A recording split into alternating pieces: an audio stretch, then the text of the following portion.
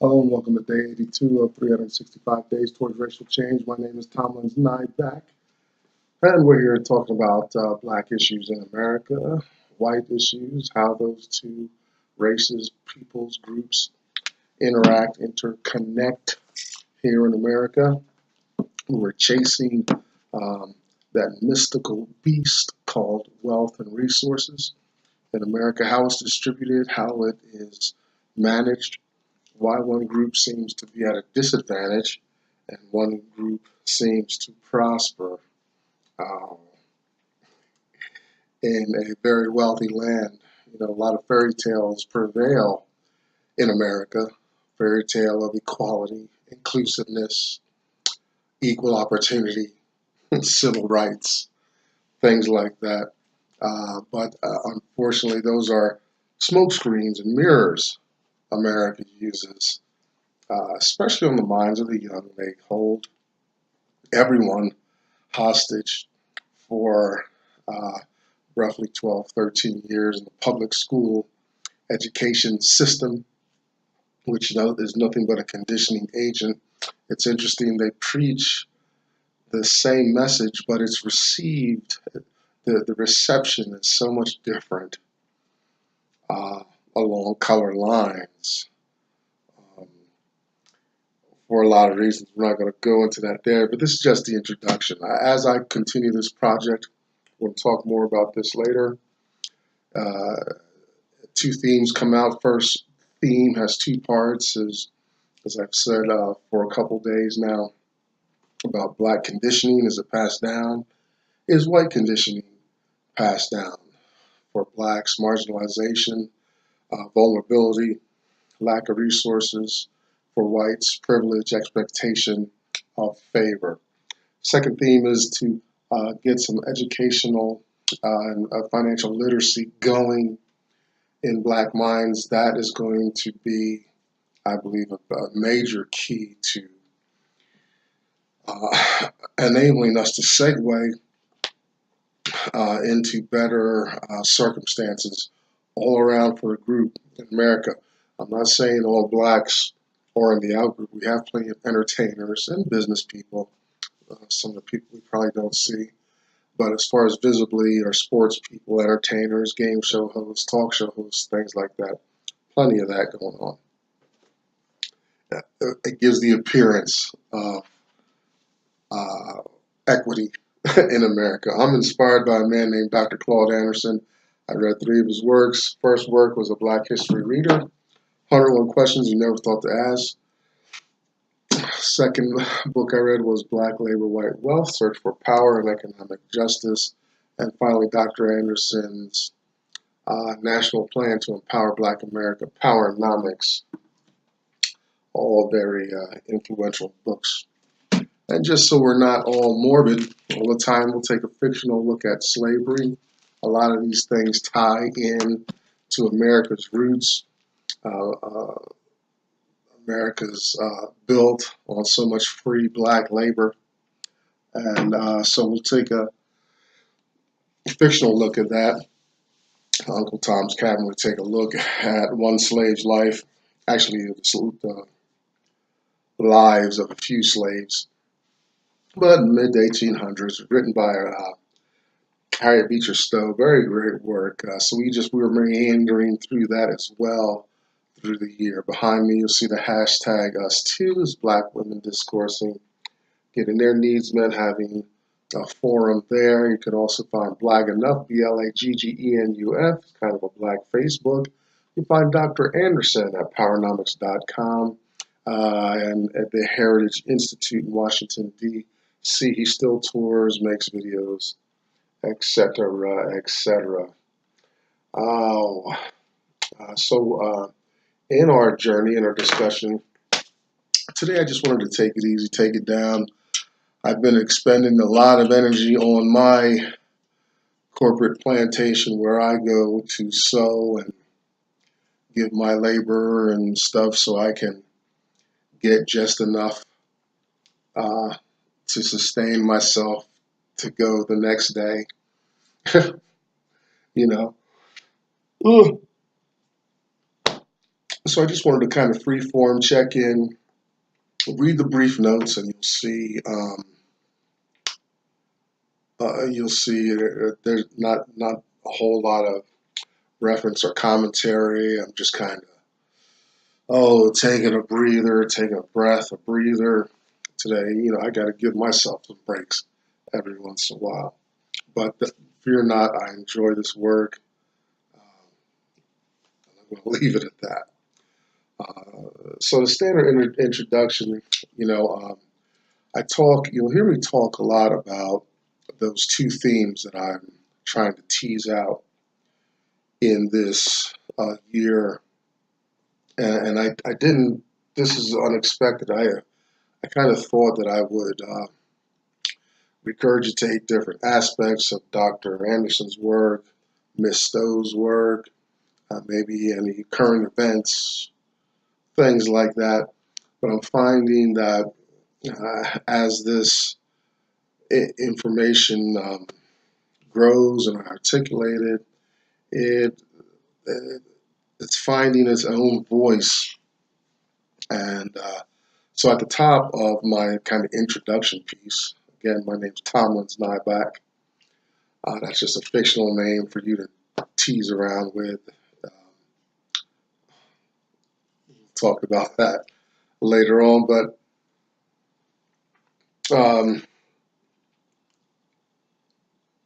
it grows and it's finding its own voice, independent of my thought and my intentions, which is a good thing. I think it's just a natural thing. It's like that movie with Will Smith. He plays that Nigerian doctor in the movie Concussion. And he's a doctor. He does autopsies, but in his research, he found even a major discovery about these brain injuries, especially for NFL players. Any contact sport is going to have this element, probably more so in football, apparently even more so than boxing. We didn't hear about this syndrome in boxing. These guys are taking huge punches. So there's another element exponentially as far as impact in the NFL. Anyway, he's just doing autopsies, and he stumbles on to this discovery about head injuries for NFL players.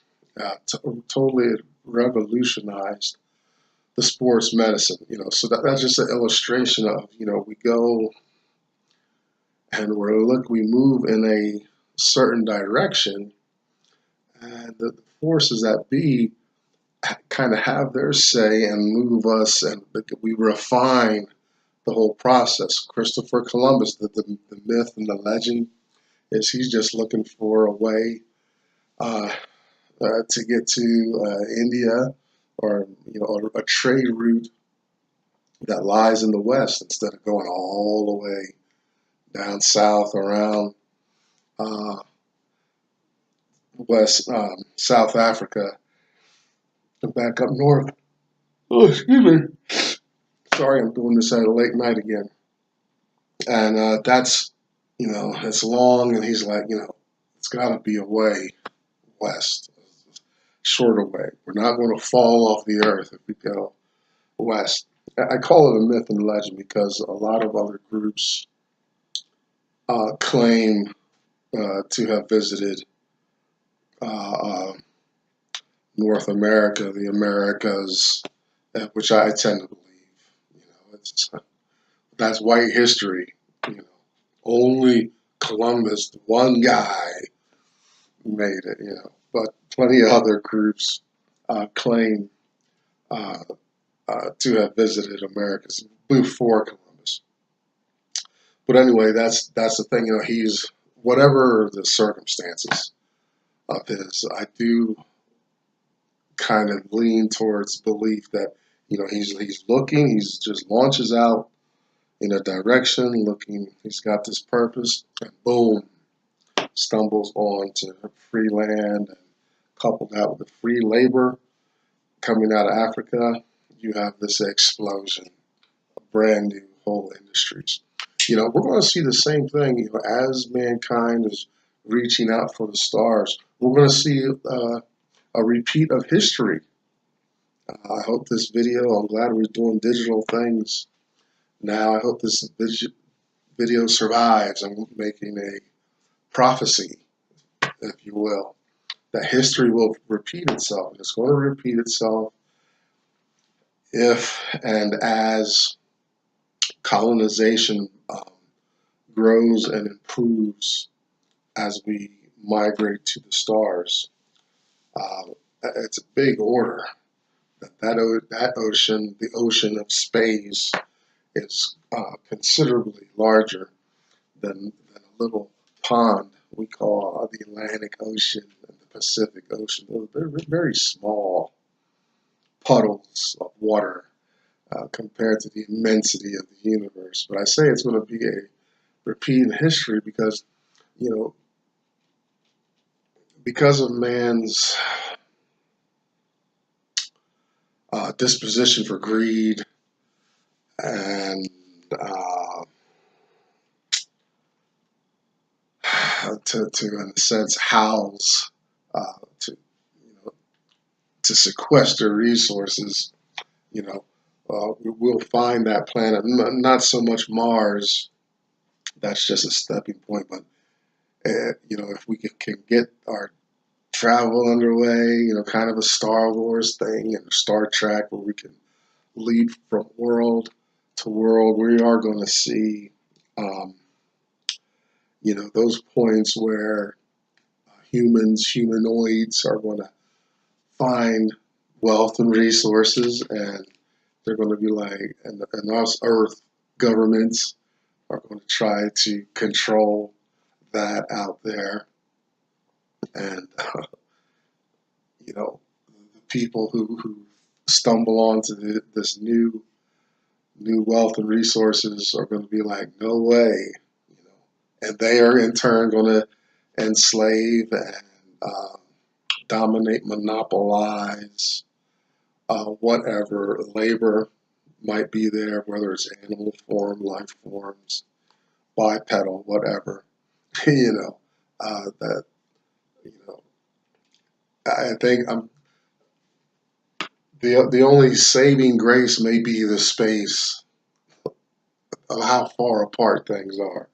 Otherwise, I mean, you just think if the universe was close, we'd have a real mess on our hands. You know, but mankind, us Earthlings, we've got a long way to go as far as our morality and our motivation. But that's one of my predictions. History repeating itself on some colonized distant planet. It's just going to be just like colonizing the Americas. It's going to be all history all over again. Uh, so in my introductions, I talk about whether or not the black attitude, black mind of slavery and of being challenged and vulnerable in America, if that gets passed on from generation to generation by intuition, conditioning, what have you. I think there's a lot of forces in it. And I'm biased, but I want you to think on what the answer to that question is. And the second part of that first theme is this mental conditioning. Is it the same for white folks? Do white folks pass this on from generation to generation? Is it intuitive? Is it something that, you know, this expectation of favor, privilege? You know, I see them. I'm in a very predominantly white metropolitan area, which I think most are, and I see them move. Oh boy, they have such an expectancy how they move. You know, I worked for a rideshare company, and I took this lady to the airport, and I was like, you know, where's your luggage? You know, because my conditioning is that if you get on a plane, you're traveling, going somewhere, you need stuff to take with you, and you know, but she took the plane as though she was just taking a taxi cab, doing a day trip to another city. Like wow. To me, that blows my mind. I'm not there yet with commanding that kind of time and resources. Oh, to just flit about. And she wasn't doing anything. It wasn't a meeting. She just visited. Yeah, it was a visit. It was a planned visit, but you know, you know what I mean. If you don't, like, your understanding of what I just that narrative is going to tell me what side of the line of wealth and resources and privileges you are in America. If you understand it, you're on a certain side. If you don't understand it, you're on another side. And second is the financial literacy. Now, this is important. As I get more education on banking, I'm doing my own research on the Federal Reserve System, how banks work, et cetera, et cetera. It's the greatest cheat uh, and war on poor folks that's ever been created, and it goes on legally. If common folks did what banks do, what the Federal Reserve does, what the government agrees to, we go to jail, we get penalized, imprisoned, fined, you know, but they do the same behaviors with imaginary money at a phenomenal level.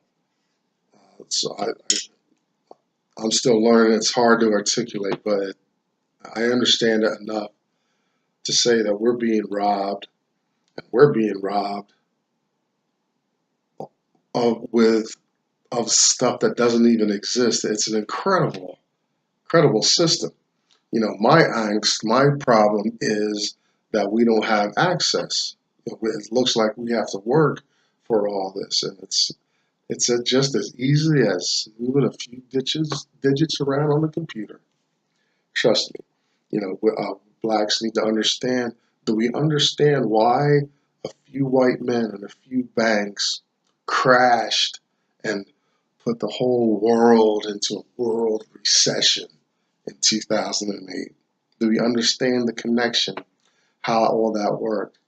You know, it's not just the real estate, not just the bank, but these economies, the Federal Reserve System internationally, you know, having a financial literacy and education will help us understand war better and why war is almost necessary. It's almost a necessary part of this international financial system where we're at odds. One aspect that makes us at odds with Iran, Russia, North Korea, uh, issues with Saudi Arabia, Pakistan, you know, those shaky allegiances, is how money is valued. That's an aspect of the problems we're having politically with some of these nations. It's not along ideological human rights things. I mean, that's how the news always presents it. It's like, oh well, they don't treat their women right. Da, da, da, da, da, da, da, da. You know that's so much window dressing. That is not the root of our. That's not the fundamental root of our problems with some of these nations. Some of the root is uh, the value of the dollar, right? the nations we're friendly with have a central bank. That central bank has an international connection that finds its roots in the United States of America. Okay, and other countries have a different value. See, uh, America's banking and these deficits and stuff like that is more moving around digits on a computer rather than it being based on tangible things. You know, 1971, Richard Nixon took us off the gold standard. You know, what standard do we have after that? Well, it's a standard. It's on smoke and mirrors. But other countries have tangible assets on which they build their wealth, and so there's a problem. There are issues there, and it can turn deadly. It can start wars. You know, black folks need to understand that. So then we know why we're working so hard collectively as a group and not getting anywhere. Okay, so those are the two big themes that are coming out of this project. That's my education motivation. So, you know, if you're like me, spending your energy at work, I get this almost every shift that I work is like, man, I feel this huge energy and this creativity, but I'm punching widgets or moving boxes. Like, that's not, that's not the America I was conditioned to believe in. It's so sad. That guy sat in those classrooms for all those years and conditioned to believe. Wasn't motivated to get anything going or do a whole lot in my favor because, you know, I'm in America and I'm surrounded, but little as I know that once I got out there, uh, how few options I would have as a black man in America. I wish I had more. There were some people there that reached out. So a Jewish man reached out to me for the 4 years I was in his electronics class, and I didn't understand, and I was stoned off marijuana most of the times anyway. Things like that, I needed to. I needed more mentors and stuff like that. But I can't look back and regret. I just need to do my best to turn those into learning experiences. So now, Dr. Anderson, his big theme is getting the group going, getting the black group going, getting us motivated. Uh, Part of that motivation is going to come from taking some time out personally to get some education, some awareness, uh, a consistent regimen of reality and truth moving in our lives. We're either entertaining or being entertained. That's quite a conditioning. Um, we have a television network, BET. So much potential there in the name. It's the Black Entertainment Network or something like that, or television, Black Entertainment Television. So much potential there. And I check in every once in a while because every blue moon they'll have a serious movie. Their most, and this is my opinion, of course, their most, um, what I find most interesting on that station is when they do a documentary about the tragic life of some black figure. And we got plenty of that going on, but 90, almost 99% of the time, they're entertaining and laughing and joking and uh, guys in drag and all this stuff, uh, all being so um, hospitable and everything. And It's like, dude, I am totally not. I'm not interested in that. You I was in a introduction, I think, to psychology, and my professor did bring out how not only do blacks have some kind of conditioning that, as far as marginalization and whatnot, but there's some conditioning among blacks, and this could be stemming from meritorious manumission. That's an easy video to find. Just you can type in meritorious manumission. I don't remember what day it was, but we talked about it. We'll talk about it again. Meritorious manumission is when blacks were encouraged to inform on each other and enrich white lives. But through that, I believe this is where the roots of it is from that comes a black dislike, discomfort, hatred for other blacks, distrust, mistrust, things like that. And meritorious manumission could be one of the catalysts to have that attitude. That may be my conditioning. I'm not afraid to be transparent here. You know, I just feel even if that is the dynamic happening with all of this black sitcom and whatnot, I still feel blacks are not conserving and retaining enough power by engaging in that. We can put so much energy into having more serious conversations about making black lives better, but we don't. And finally, I'm just going to wrap up with this. I touched on this. Hope maybe this will start coming out more and more. But slavery, Europeans stumbling onto free labor and free land here in the Americas, um, in the history books. If you step back from the history books, it looks so accidental. Oh, it looks like, oh, oops, we were almost like they're the chosen people or something. Oops, we happen to have so much power over black folks.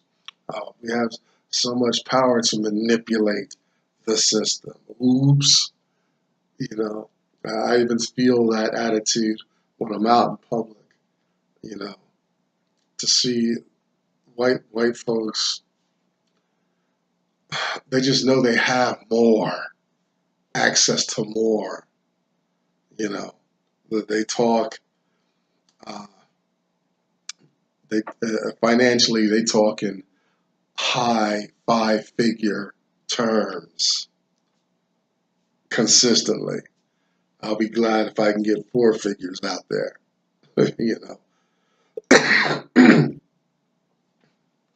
I'm struggling to maintain four figures conversation when they easily move in and out of conversations of 10,000 conversations. Now, and that's just my small circle of people and influence. There's people talking in billions, 10 billions, Yeah.